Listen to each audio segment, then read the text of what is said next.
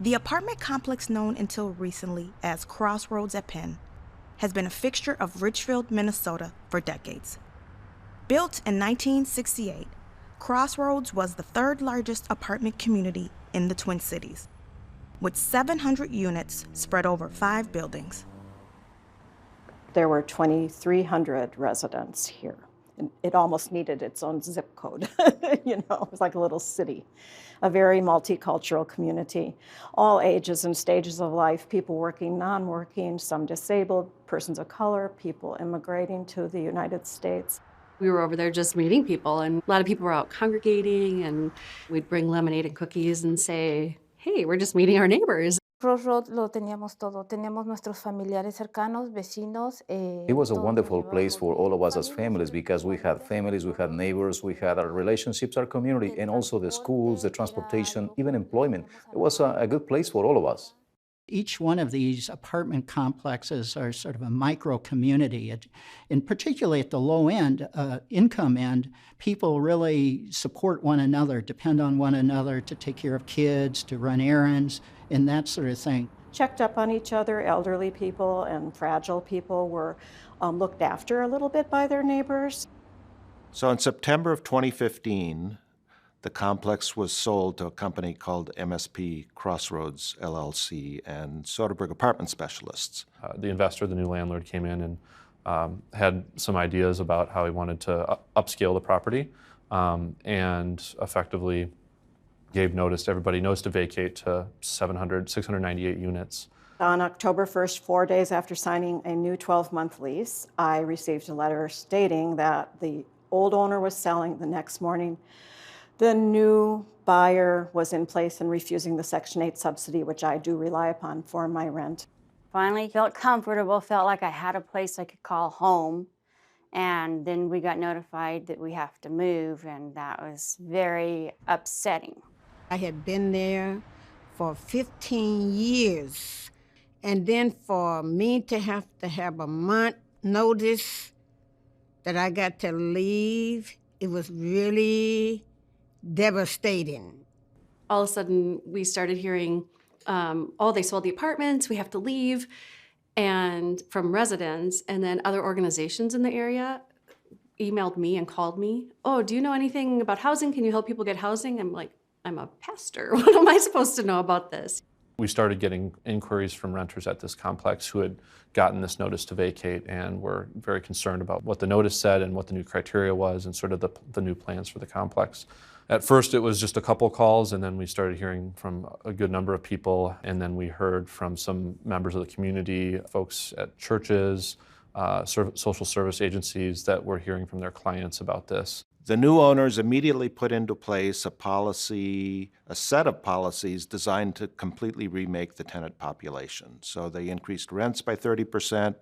They required all existing tenants to reapply under much tougher admission standards. They added amenities designed to appeal to a different tenant population, and they stopped involvement in any government programs.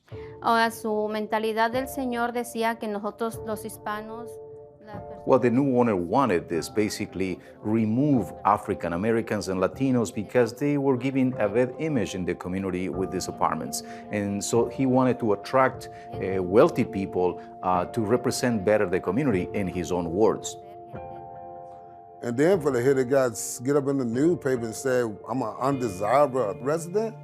And somebody, he don't even know who I am. He don't know how I live, but I'm an undesirable resident to be living here. This new investor did not take it upon himself to learn, to know us or to find out who actually lived here at the time that he took. He willingly took on a property that had all these populations. You don't treat people like that. You don't do people like that. I don't care where you're from, how much money you got, but you just don't do people like that. I feel bad about what they're doing to us. En esos departamentos había mucha confianza. There was to be a lot of trust, a lot of ethics and good morals and good character and good community because we trust each other, we respect each other, and after the construction began, there is lost, all is lost. We don't have the same respect, we cannot trust our children to go and play outside, it is unsafe. I don't think this kind of renovations, an apartment where people are living, this big of a renovation should be happening at all because it's a disruption to people's lives. A lot of these tenants aren't coming and aren't speaking up because they're afraid. People had to move either because of a new screening criteria that they had to deal with, minimum income requirements, rental screening background in terms of criminal background and evictions on their rental history. There was a rent increase, and then the new landlord stopped taking any type of rental subsidies. Well, ain't nobody able to stay, especially with what he's trying to jack it up to now. It's not even worth that price. But the rent went up from what I was paying, like $730 a month. It went up to one bedroom, went up to $1,300. To overcharge for this ain't no giant apartment, you got to be crazy. That's just greed. They want the tenants who are on Section 8 to move out and find a new place to live. And then these landlords want 2 and 3 times the rent. If I had 2 and 3 times the rent, do you think I'd need Section 8? They were telling me with the letter that they were targeting credit scores. I got a new job, so the income is still, it's gonna cover the rent, you know.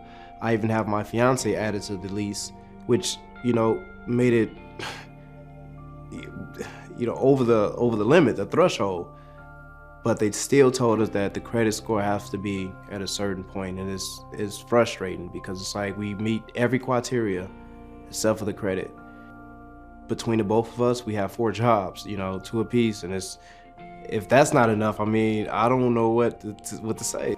My vacate letter, they just sent it to me on March 22nd, saying that I got to be gone by May 31st, or else I will get evicted and paper be drawn up against me.